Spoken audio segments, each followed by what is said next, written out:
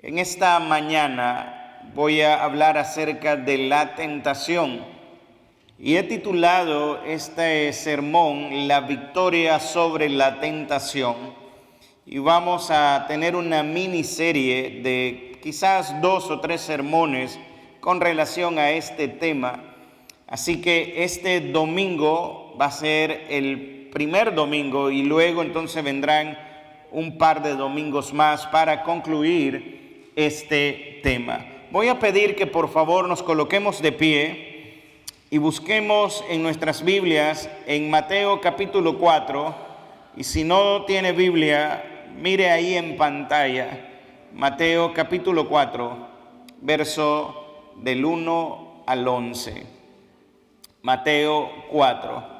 Cuando lo tengan pueden decir un fuerte amén si lo tienen o si lo están viendo en pantalla. ¿Quiénes trajeron sus Biblias? Levanten la mano. Que Dios los bendiga. Hay que andar siempre con la espada. Muy bien. Mateo 4 del 1 al 11 dice lo siguiente. Entonces Jesús fue llevado por el Espíritu, ¿a dónde? Al desierto. ¿Para qué? Para ser tentado por el diablo. Más adelante voy a aclarar esto. ¿Cómo que el Espíritu lleva a Jesús al desierto para que sea tentado? ¿Acaso Dios puede tentar a alguien? Bueno, vamos a responder esto, pero el texto dice que es el Espíritu el que lleva al desierto al Señor para que el Señor sea tentado. Tiene una explicación, Verso 2. Y después de haber ayunado 40 días y 40 noches, ¿qué tuvo? Tuvo hambre. Y adivine quién vino. Verso 3. Y vino a él, está hablando de Jesús, el tentador, y le dijo: si eres hijo de Dios, di que estas piedras se conviertan en pan. Verso 4, Jesús responde, él respondió y dijo: escrito está, no solo de pan vivirá el hombre, sino de toda palabra que sale de la boca de Dios. Y mire, no solamente fue una tentación, después vino otra tentación. Entonces, dice el verso 5, el diablo le llevó a la ciudad, a la santa ciudad, y le puso sobre el pináculo del templo, y le vuelve a decir, mire lo que le dice verso 6, y le dijo: si eres hijo de Dios, échate abajo o tírate hacia abajo, porque escrito está. El diablo, usando la palabra del Señor, a sus ángeles mandará acerca de ti, y en sus manos te sostendrán para que no tropieces con tu pie en piedra. Cuando leemos esto y no lo leemos como deberíamos, perdemos de vista que el diablo le está recitando la palabra del Señor al mismo Señor de una manera muy distorsionada. Lo mismo que hizo en el Edén. Mire lo que dice. Jesús le dijo: escrito está. Escrito está también: no tentarás al Señor tu Dios. Verso 8. Aquí viene, el diablo no se cansa. Otra vez le llevó el diablo a un monte muy alto y le mostró todos los reinos del mundo y la gloria de ellos. Y le dijo: qué terrible es el diablo, ¿no?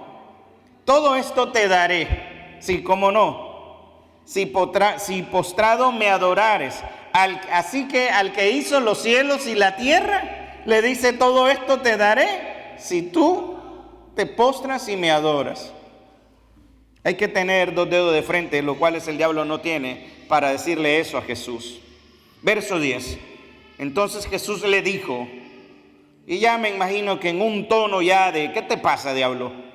Vete, Satanás, porque escrito está: al Señor tu Dios adorarás, y a Él, y únicamente a Él, solo servirás.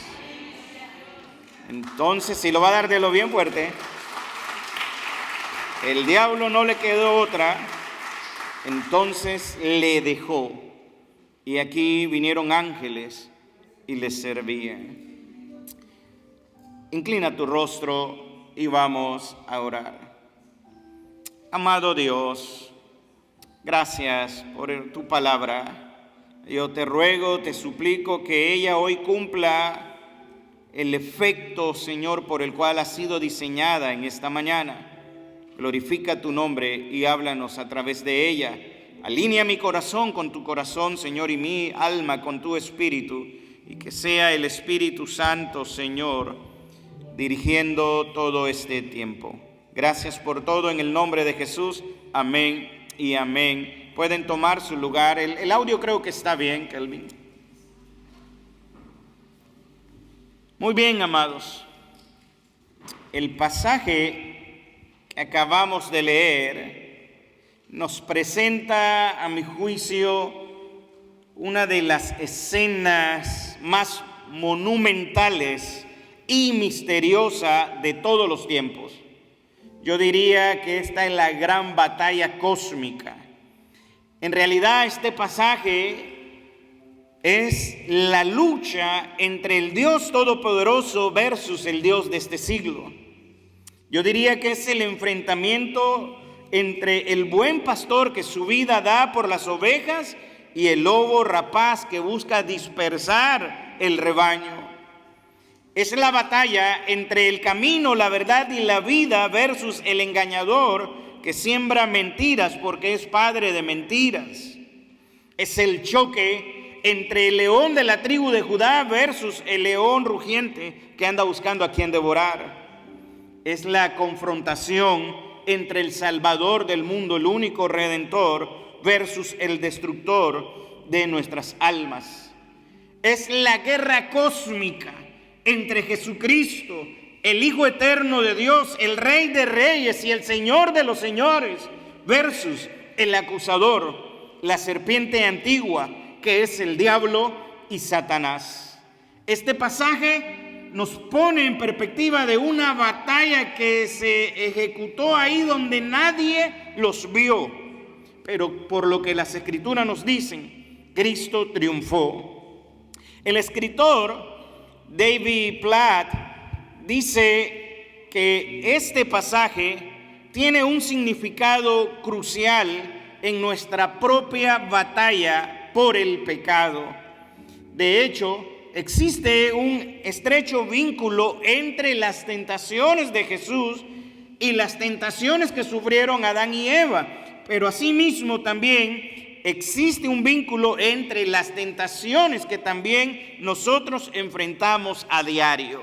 Y mi pregunta es, ¿quién de nosotros no ha sufrido tentaciones? ¿Quién no ha sufrido tentaciones? ¿Quién ha tenido tentaciones? ¿Cuántos han salido airosos en las tentaciones? ¿Cuántos han salido victoriosos? ¿En todas? No estoy preguntando por una que lograron evadir. Estoy preguntando por todas. ¿Quién venció todas las tentaciones? Le preguntaba a ustedes. Así que nosotros somos carne, pero el Espíritu que habitó en Cristo es el mismo Espíritu que habita en nosotros.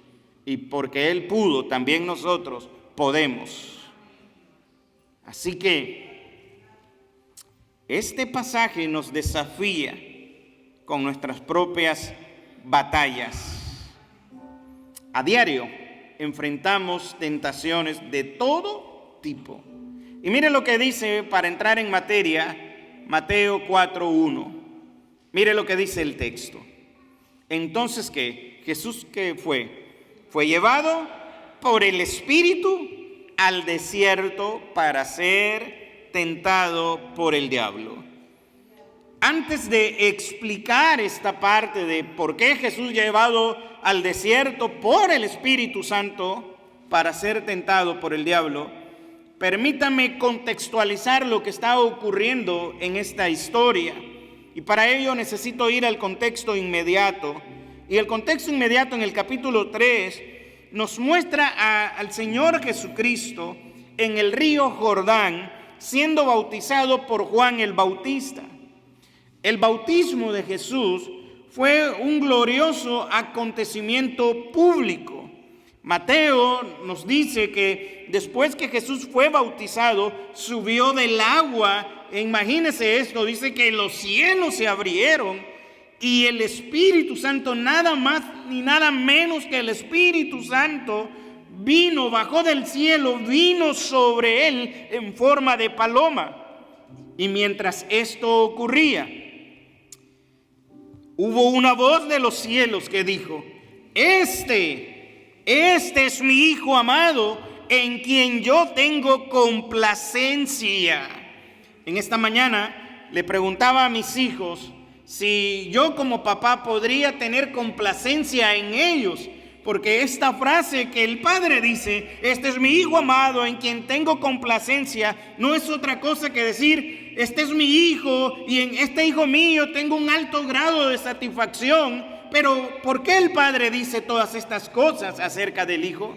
Bueno, el Hijo es perfecto, el Hijo es santo, sin mancha, el Hijo es sin ningún tipo de arruga, un Hijo obediente, sometido a la autoridad de su Padre, que no se tomó toda esa gloria, sino que se despojó de ella para venir y habitar entre nosotros. Y en los cielos, ni en la tierra, ni debajo de la tierra hay otro en el que el Padre pueda decir: yo tengo complacencia en mi Hijo. Y la pregunta es, ¿por qué lo dijo?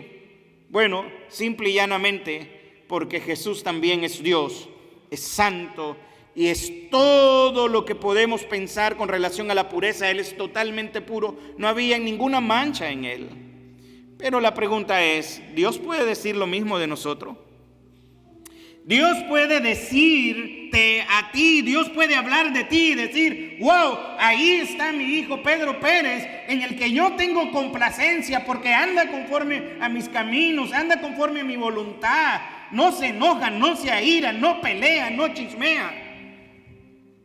¿Pudiera Dios decir eso de nosotros? No se atreva a decir que sí. Nosotros pecamos. Él nunca pecó. Por eso hay complacencia. Y esto me llevaba a pensar en mi hijo, en mis hijos.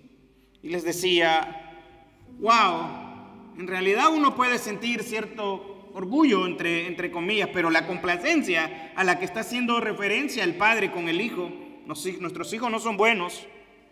Nosotros creemos que son buenos. Y ningún papá va a ver a su hijo como malo.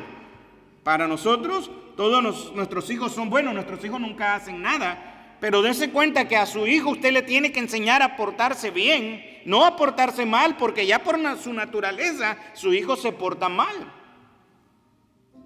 ¿Cuántas veces su hijo le ha mentido? ¿Cuántas veces su hijo le ha contestado mal? ¿Cuántas veces su hijo no honra su liderazgo al no estudiar, al salir mal en la escuela? Pero no solamente sus hijos, usted como adulto. ¿Cuántas veces usted también deshonró a su padre o a su madre? ¿O cuántas veces un padre también deshonró a su hijo? Bueno, en realidad, bendito sea Cristo, que a través de Él es que el Padre nos ve, y como nos ve a través del Padre, entonces somos aceptos en Cristo Jesús y encontramos la bendita complacencia gracias al sacrificio de Cristo Jesús. De otro modo no habría complacencia. El texto dice que Jesús fue bautizado, el cielo se abre y dice: y preste atención, este es mi Hijo. Este es mi Hijo en el que tengo complacencia. Quiero que observe que terminando el capítulo 3, inmediatamente el texto ahora nos viene a poner en otra escena que posiblemente ocurrió después del bautismo de Jesús.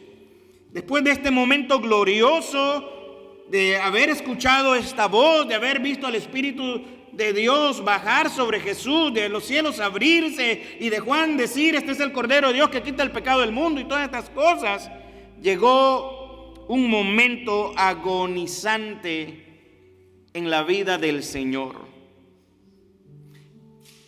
En un momento en donde hay euforia, Jesús es llevado por el Espíritu al desierto. Marcos, en el capítulo 1, verso 3, dice que Jesús fue impulsado por el Espíritu. Y quizás alguno de ustedes se esté preguntando lo mismo que yo me preguntaba. ¿Cómo es posible que el mismo Espíritu Santo lo llevara al desierto para ser tentado? ¿Acaso Dios puede llevarnos a nosotros para ser tentado? Bueno, Santiago, capítulo 1, verso 13 y 14, ahí en pantalla, nos enseña lo siguiente: cuando alguno es tentado, escuche bien, no diga que es tentado por parte de Dios. Dios, ¿por qué? Porque Dios no puede ser tentado por el mal, ni Él, hablando de Dios, tienta a nadie. Tus tentaciones no vienen de parte de Dios. Mire lo que dice el verso 14, sino que cada uno de nosotros es tentado cuando de su propia concupiscencia es atraído y seducido. ¡Wow! Entonces, Santiago está diciendo que Dios no tienta a nadie, sino que cada uno es tentado por su propia concupiscencia. Entonces, ¿cómo es posible que Mateo diga que Jesús fue llevado por el Espíritu para ser tentado? Bien, la explicación es simple. Para entender esta aparente contradicción, Johnny Sanguicosa, un escritor, un teólogo, dice que es importante que entendamos que la Biblia nos enseña que todo creyente tiene dos tipos de lucha con las que tenemos que lidiar a diario. En primer lugar, tenemos las tentaciones, que seguramente somos tentados todos los días. Tentados a no enojarnos, tentados a no gritar, tentados a no pelear, tentados a no decir malas palabras. Hay cristianos que dicen malas palabras. Todos los días somos tentados. Entonces tenemos una primera lucha, que son las tentaciones. Y también tenemos otra lucha, que son las pruebas. Y ahora usted dirá, bueno, pastor, ¿qué tienen que ver las tentaciones con las pruebas? Bueno, aquí le va la respuesta. Aunque ambas palabras, y quizás ahí en pantalla lo puede ver, usan el mismo término en el griego, usan la palabra peirazo o peirasmo. Este vocablo, peirazo o peirasmo, en ocasiones es traducido como tentaciones y en otras es traducido como pruebas. Realmente todo depende del contexto en el que estemos leyendo. Ahora bien, en el caso de Jesús, cuando dice que el Espíritu lo llevó al desierto para ser tentado, no es que el Espíritu Santo tomó a Jesús para hacer caer a Jesús, sino que Jesús necesitaba ser probado para validar que verdaderamente era el Hijo de Dios, a diferencia de Adán y Eva, que el Señor los puso en el huerto del Edén con todas las bendiciones habidas y por haber. A Jesús el Espíritu lo lleva al desierto, en un territorio totalmente hostil, en un territorio árido, lo lleva ahí y lo somete a las mismas pruebas que Adán y Eva. Adán y Eva estaban en el paraíso, no tenían necesidad de pecar. A Jesús lo mete en el desierto y Jesús sobrepasa la prueba. Jesucristo reprende al diablo. Lo que no hizo Adán y Eva, Cristo lo hace en el desierto. ¡Wow! ¿Cómo nosotros podemos distinguir las pruebas y las tentaciones? Bien, las pruebas son situaciones diseñadas por Dios para ayudarnos a crecer y a madurar en la fe. Por su parte, las tentaciones son diseñadas por el diablo para hacernos pecar y romper nuestra comunión con Dios. ¿Ve la diferencia? Una es para probar nuestra fe, la otra es para hacernos caer. Lo interesante es que las dos palabras que traducimos en español, que son distintas, usan el mismo término, el mismo vocablo en el griego. ¿Qué son las tentaciones? Preste atención. Las tentaciones son el fruto de lo que el hombre codicia. Y esto se debe a que nadie es tentado por algo que no produzca estimulaciones y ansiedad de hacerlo. Cuando usted cae en la tentación es porque usted codició. Y esas codicias fueron estimuladas por un deseo ardiente, un deseo ansioso de querer hacerlo. Las tentaciones realmente son el enfrentamiento a hacer algo que es prohibido, pero que usted desea encarecidamente en su carne. Las tentaciones son malas, pero nuestra carne y nuestra naturaleza pecaminosa, y más cuando nos alejamos de Él, sucumbimos. Y usted no se crea que es tan fuerte. Si el mismo Hijo de Dios fue tentado después de 40 días de ayuno y oración, 40 días de ayuno y oración, el Hijo de Dios fue tentado como nosotros. No vamos a ser tentados.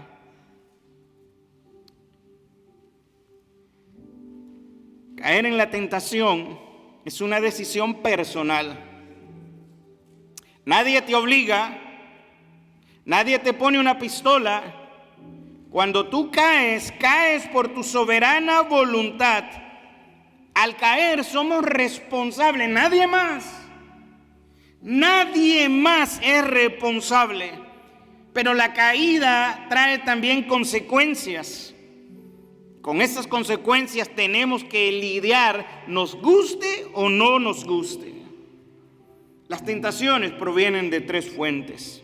Número uno, de uno mismo. ¿Usted pensó que le iba a decir el diablo? No. Provienen de uno mismo, proviene de su propia naturaleza, de su propio corazón, de su propio pensamiento. No proviene del diablo, aunque el diablo también es tentador. Santiago, el pasaje que había leído antes, dice que cada uno es tentado cuando de su propia concupiscencia. Epitemía usa Santiago para traducir esta palabra.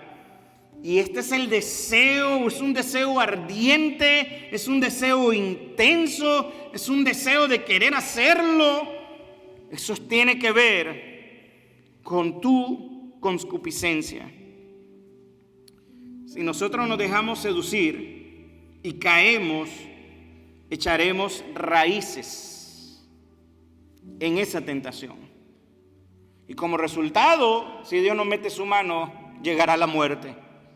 El pecado da a luz la muerte. Así que no le eche la culpa al diablo cuando usted cae en la tentación o cuando recibe una tentación. El primero en ser tentado es usted mismo. Cuando Eva estaba en el huerto del Edén, la Biblia dice que ella vio el árbol, el fruto prohibido, y vio que era bueno y agradable a los ojos. Y va que comió. Número dos, otra fuente de tentación obviamente es el diablo y sus demonios inmorales y de seducciones. Mateo dice que Jesús fue llevado al desierto para que el diablo lo tentara. En varias ocasiones vemos al diablo intentando hacer caer a Jesús, tanto así que Mateo lo llama el tentador. Mateo solamente nos narra 3 eventos de tentación, pero los otros evangelios dicen que el Señor fue tentado al parecer desde el primer día que entró en el desierto, fue tentado constantemente. Así que, en segundo lugar, la segunda fuente de tentación es el diablo y sus demonios. Efesios capítulo 6, verso 12 dice que nosotros no tenemos lucha contra sangre ni carne, sino contra principados y potestades. Y número 3, las tentaciones también provienen del mundo caído en el que nosotros vivimos. Así que mire qué cóctel este. Mis deseos pecaminosos de hacer lo que desagrada a Dios. El diablo que no hay que empujarlo tanto, buscando a quien devorar, y el mundo en el que vivimos. ¡Wow! Presa perfecta, caída.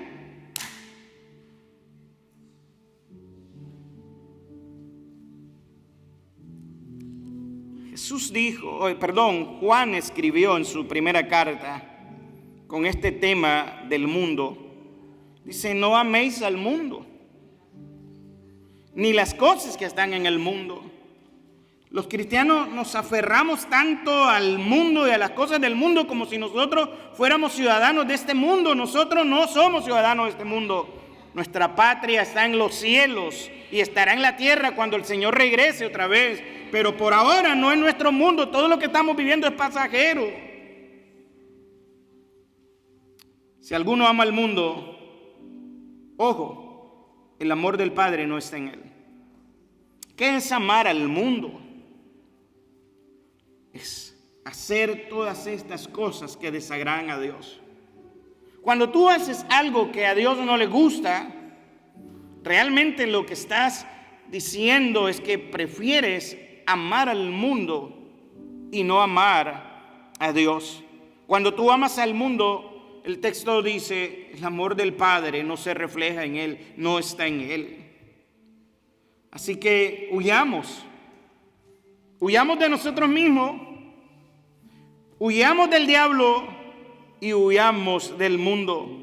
Si alguno ama el mundo, el amor del Padre no está en él, porque todo lo que hay en el mundo, verso 16, los deseos de la carne, los deseos de los ojos y la vanagloria de la vida no proviene del Padre, sino del mundo. Y ojo, para los que quieren estar en el mundo y quieren estar en la iglesia, escuche, aquellos que quieren servir a dos señores, al Rey de Reyes y al Señor de los señores, y al Dios de este siglo, al Dios de este mundo que ha cegado el entendimiento de los perdidos. Escuche lo que dice el verso 17. Y el mundo pasa. Y el mundo pasa. Y pasan los deseos del mundo. Pero el que hace la voluntad de Dios, ¿qué cosa? Permanece para siempre. El que hace la voluntad de Dios permanece para siempre. De hecho, también Jesús dijo, el cielo y la tierra pasarán, pero mis palabras no pasarán. Si hay algo que ha permanecido, si hay algo que permanecerá, es el Rey de Reyes, es el Señor de los señores. Y todo lo que hay en este mundo que nos aparezca atractivo es pasajero, es una ilusión, es una mentira. Realmente en los cielos está la verdadera vida, el verdadero deleite, y creo que para allá vamos, y Jesús está preparando un lugar para nosotros.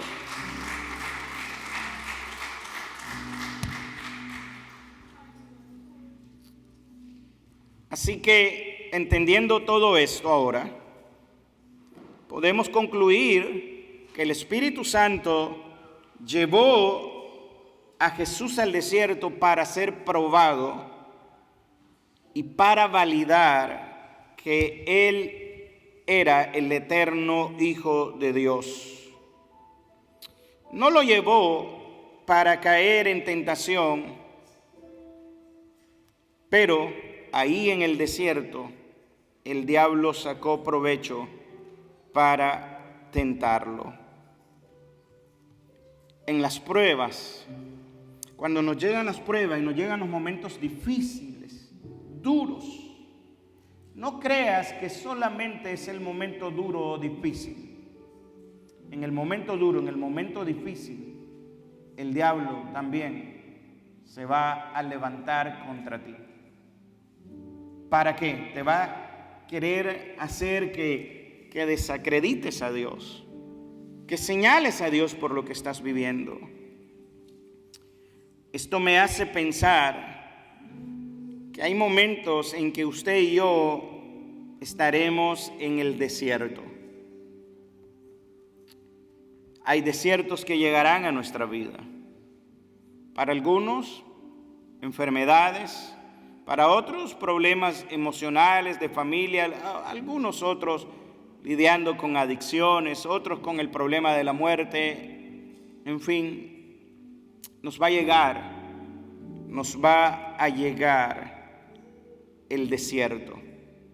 Y vamos a ser llevados ahí para ser probados.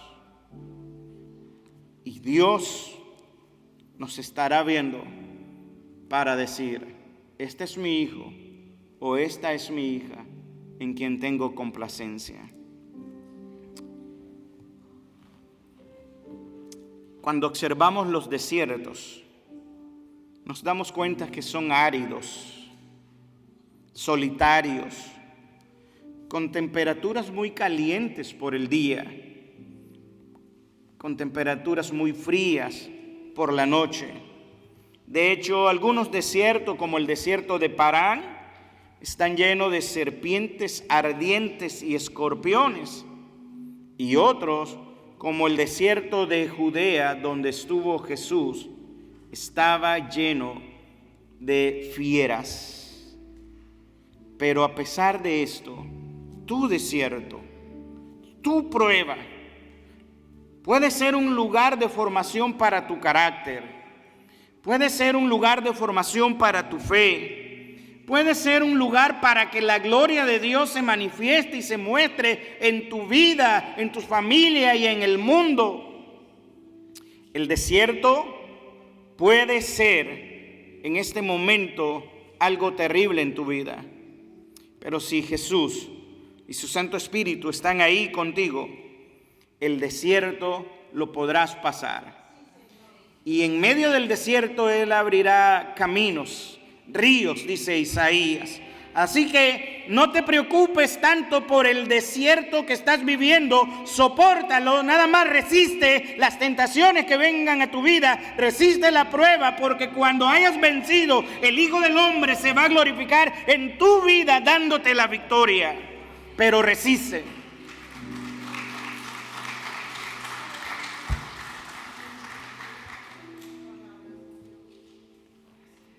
En el caso de hombres como Moisés y David, los desiertos formaron su carácter, formaron su hombría. Y aunque el desierto está lleno de desafíos, también es un filtro, es una prueba para saber de qué estamos hechos.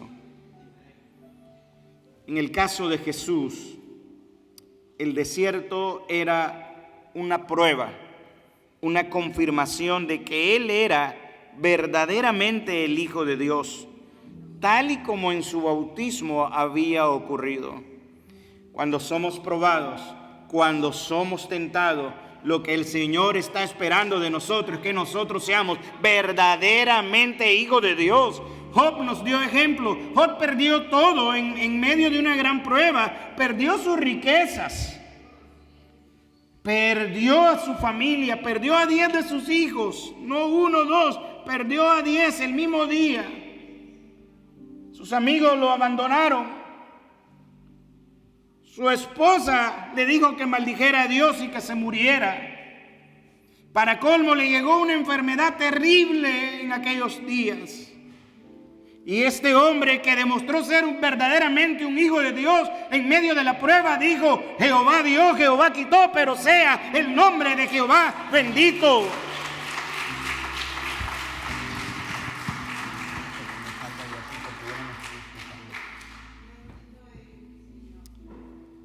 Así que es en el desierto que el diablo tuvo que confirmar otra vez que la voz que se había escuchado en el cielo era lo que decía que era: el Hijo de Dios. De hecho, lo que el diablo pretende es confirmar si Jesús es el Hijo de Dios. Y al menos en 2 de las 3 tentaciones, en el verso 3 y en el verso 6, en el 3 le dice: si eres Hijo de Dios, si eres Hijo de Dios, di que estas piedras se conviertan en pan. Y luego le dice en el 6, si eres Hijo de Dios, tírate abajo, si eres Hijo de Dios, si eres Hijo de Dios. Mis hermanos, no hay duda que en el desierto seremos tentados.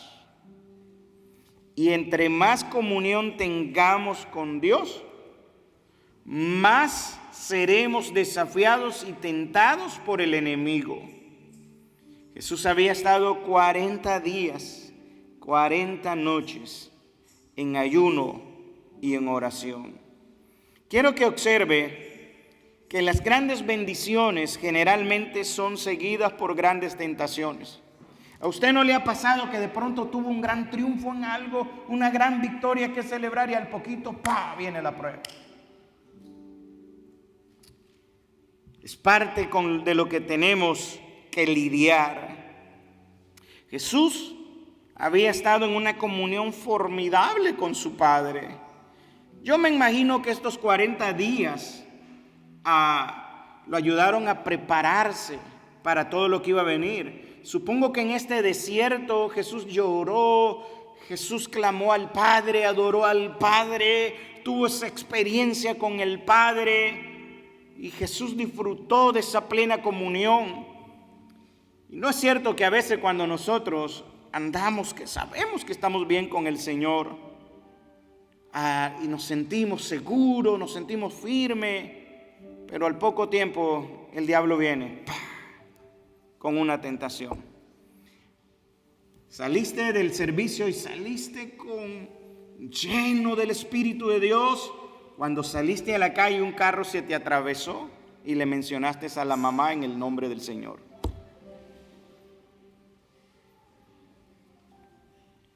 Somos tentados, constantemente somos tentados. Obviamente no hay nada mejor que estar en comunión con nuestro Padre. Estar en comunión con Dios trae paz, trae llenura del Espíritu, trae gozo, trae amor, trae bondad, trae fe, trae mansedumbre que nos hace falta mucho de nosotros. Trae templanza. Jesús estaba disfrutando de la llenura del Espíritu. Pero es ahí donde el diablo va a buscar cómo atacarnos. Es ahí en medio de esa comunión que el diablo va a atacar.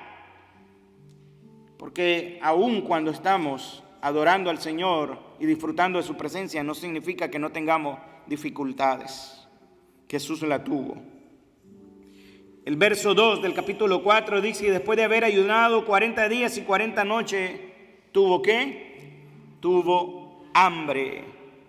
Cuando yo pienso en esto, el hambre no solo nos debilita físicamente, sino que también tiende a debilitar nuestra resistencia moral y espiritual. Y por hambre los hombres matan, por hambre los hombres roban, secuestran, etcétera.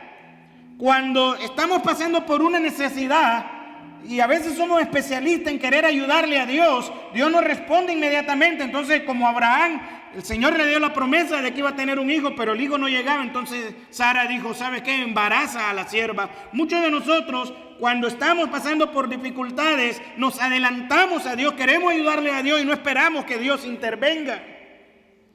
Jesús tuvo hambre en medio de su necesidad. Cuando hay una necesidad, sálvese quien pueda. Queremos resolver a como sea nuestra necesidad. Y no importa del peligro, no importa en lo que nos metamos. Y andamos haciendo trampa para salir de la situación en la que estamos.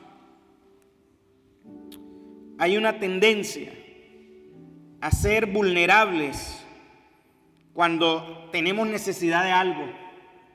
Hay una tendencia a ser vulnerable, incluso a pecar y desobedecer y desgarrar el corazón de Dios. La única manera de vencer al diablo, que viene con toda fiereza, es que estemos velando y orando para que no entremos en tentación.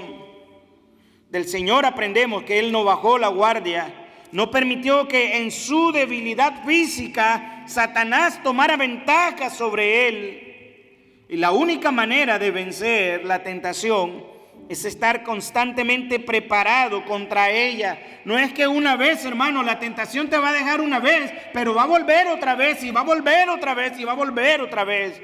Por lo tanto, todas las veces que aparezca deberíamos de hacer como dijo el Señor: escrito está, vete de aquí, Satanás, no voy a caer, no voy a pecar en contra de mi Dios, no voy a caer en tu juego, voy a resistir. Pero desafortunadamente, cuando no estamos tan fuertes, no importa cuánta Biblia sepa, no importa, pero si no estamos tan fuertes, sucumbimos y podemos caer. Jesús fue atacado a lo largo de su estadía en el desierto. Se cree que el diablo usó la estrategia de querer agotarlo poco a poco antes de tentarlo con estas 3 tentaciones, pero Cristo nunca cedió. Observemos la primera, y es la única en donde nos vamos a quedar para dejar para los otros domingos las otras 2. La primera de las 3 grandes tentaciones fue esta: y vino a él el tentador y le dijo: si eres hijo de Dios, di que estas piedras se conviertan en pan. El diablo sabía que Jesús era el Hijo de Dios. Y a pesar de que él sabía que Jesús era el Hijo de Dios, lo desafía a que compruebe que Jesús es el Hijo de Dios. Y lo desafía diciéndole: convierte las piedras en pan. Cuando pensamos en esto, ¿por qué el diablo le está diciendo esto a Jesús? Bueno, al parecer el diablo quería que Jesús actuara independientemente de Dios el Padre, del mismo modo como Adán y Eva en el Edén lo hicieron, que actuaron independientemente del Padre. Pero esa no era la voluntad de Dios. Y no es la voluntad de Dios para con nosotros. Los ataques que usted y yo recibimos apuntan a que se rompa nuestra relación con Dios. Y de alguna manera el diablo nos dice: ¿cómo es posible que seas un hijo de Dios y no tengas trabajo? ¿Cómo es posible que seas un hijo de Dios y tu hijo esté enfermo en un hospital? ¿Cómo es posible que seas hijo de Dios y esté yendo a la iglesia y te estén pasando todas estas cosas? Bendito mi Dios que soy hijo de Dios y que estas pruebas las puedo pasar, porque todo lo puedo en Cristo que me fortalece. Pero ahí andan cristianos quejándose, murmurando: ay, pero ¿cómo es posible si ahora estoy yendo a la iglesia, si ahora me quiero entregar al Señor? Ese es un evangelio de falacia, ese no es un evangelio real. Si tú estás pensando así, amado hermano, examínate. Examínate si realmente te has rendido a Él. Examínate. La voluntad de Él siempre es buena, es perfecta, es agradable.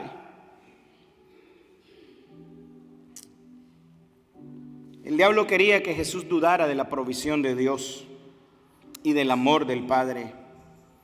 El diablo quería que Jesús fallara a causa del pan, así como Adán había fallado a causa de la fruta.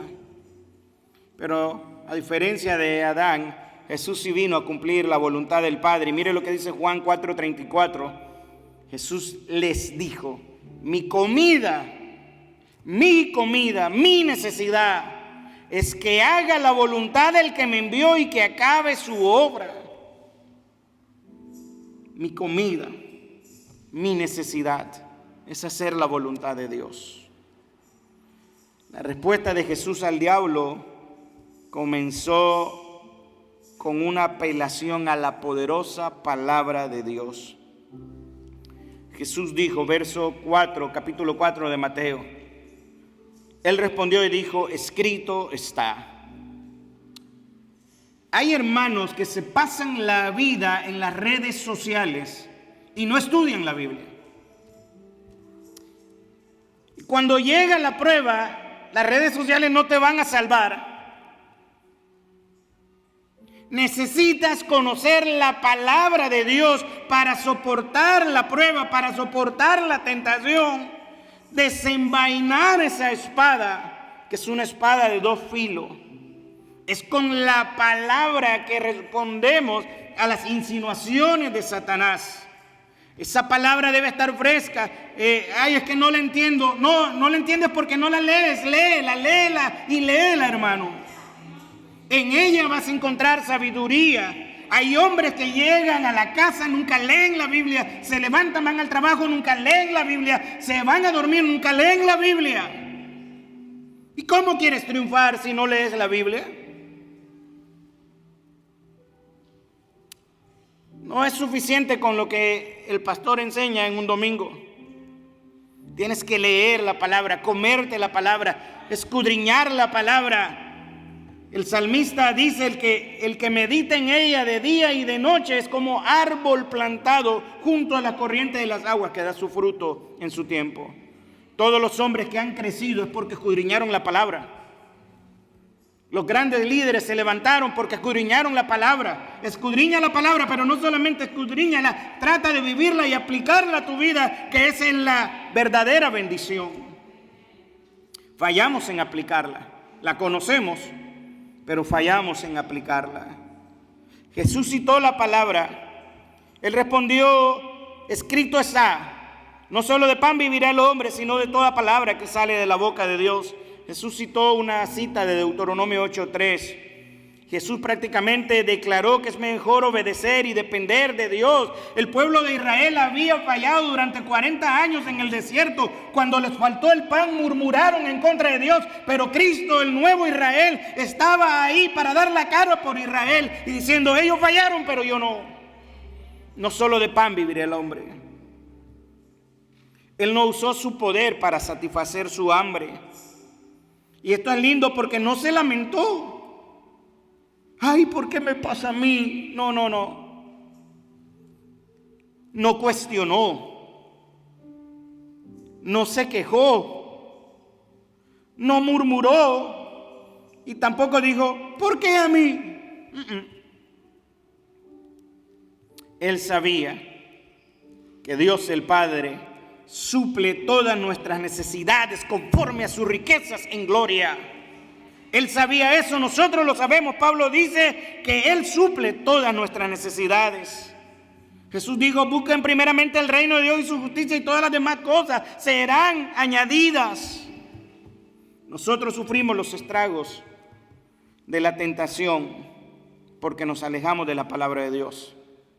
El salmista en el Salmo 119:11 dice, en mi corazón he guardado tus dichos para no pecar. ¿Tú quieres vencer las tentaciones? Guarda la palabra de Dios. Se siente un alivio cuando tú te libras de una tentación. Hermano, eso es maravilloso. Pero qué terrible es caer en ella.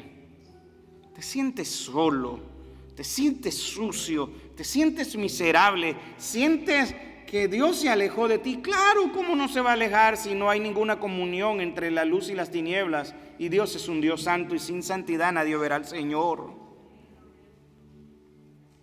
Es el momento de volvernos a Él, es el momento de arrepentirnos. En mi corazón he guardado tus dichos para no pecar. Esta primera tentación de Jesús nos enseña algo y con esto voy a ir concluyendo. Nuestras necesidades no están por encima de Dios. Dios está por encima de todo. Por otro lado, el hecho de ser hijo de Dios no implica que no suframos pruebas y que seamos tentados. Vamos a pasar pruebas y también seremos tentados. Esta primera tentación nos enseña que el hecho de estar en un lugar apartado donde aparentemente nadie nos ve ni nadie nos oye, no podemos usarlo para pecar. No podemos andarnos escondiendo para pecar, porque de Dios no hay quien se esconda. Por otro lado, este relato nos enseña que no deberíamos de creernos que nos merecemos todo y que por qué me pasa a mí y por qué no debería pasarte a ti. También nos enseña que el hecho de que pasemos por un periodo de prueba en el que sintamos que nuestras fuerzas no dan más, no es motivo para dudar del poder de Dios. Él sigue sentado en su trono de gloria. Y finalmente nuestro conocimiento de la palabra y nuestra aplicación de ella nos dará la victoria en medio de la prueba y en medio de la tentación.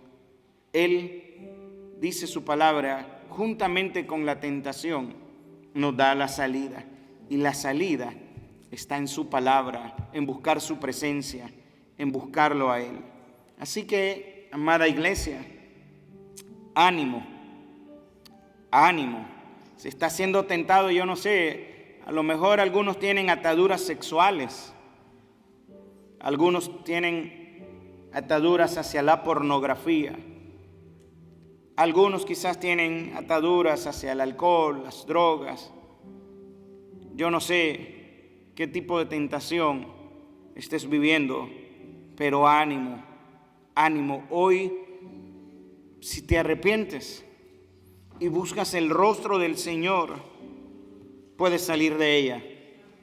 Puedes salir de ella porque su palabra declara, si Dios es por nosotros, ¿quién contra ti? ¿Quién contra nosotros? El hecho de que Cristo padeció siendo tentado es una evidencia que Él ahora puede socorrernos, dice Hebreos 2, 17, 18. Puede socorrernos a los que somos tentados, pero Él nos socorre cuando nosotros clamamos. No sé si estás tentado a hacer un negocio que sabes que es ilegal. No sé si estás queriendo hacer trampa en alguna cosa. No lo sé. El diablo te está tentando. No sé qué es lo que está pasando en tu vida. Lo único que sé que hoy es el día en que necesitamos regresar al Padre. Y soy el primero en regresar al corazón del Padre. Tenemos que entender que necesitamos volver en sí, arrepentirnos y entender que Él es misericordioso para perdonar y restaurar toda nuestra maldad. Así que cierra tus ojos. Y si hay alguno entre ustedes, vamos a estar de pie con los ojos cerrados. Si hay alguno entre ustedes que está pasando por alguna prueba, por algún desierto, si hay alguno de ustedes que está siendo tentado por alguna situación, por lo que sea, no me importa. Ven aquí con el Señor.